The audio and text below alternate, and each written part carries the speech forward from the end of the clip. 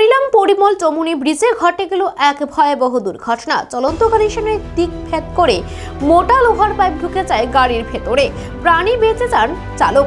প্রত্যক্ষদর্শীদের মতে দুর্ঘটনার সময় একটি মোটা লোহার পাইপ গাড়ির সামনে দিক দিয়ে ঢুকে সরাসরি ভেতরে চলে যায়। চালক অল্পের জন্য প্রাণে রক্ষা পেলেও যদিও চালকের পাশের সিটে কেউ বসে থাকতেন তাহলে অনিবার্যভাবে প্রাণহানির আশঙ্কা ছিল। এই ঘটনায় এলাকায় ব্যাপক চাঞ্চল্য সৃষ্টি হয়েছে। ঘটনা তদন্ত করেছে পুলিশ। দাদা, এই পরিমল চমুনি ব্রিজের মধ্যে একটা গাড়ি ব্রিজ সিটটা অল্পতে রক্ষা হয়েছে। যদি চালকের লোক থাকতো তাহলে মানুষ মারই গেল হলে। হ্যাঁ, বিরাট ধরনের কেউ আসিল না, সারা গেছে। ড্রাইভারের কিছু হয়েছে নি? না, ড্রাইভারের কিছু হয়েছে না, এমনি একটু সামান্য হয়েছে। কটার সময় হয়েছে কালকে? এটা 9টা 9:30 রাত্রে। হ্যাঁ, রাত্রে।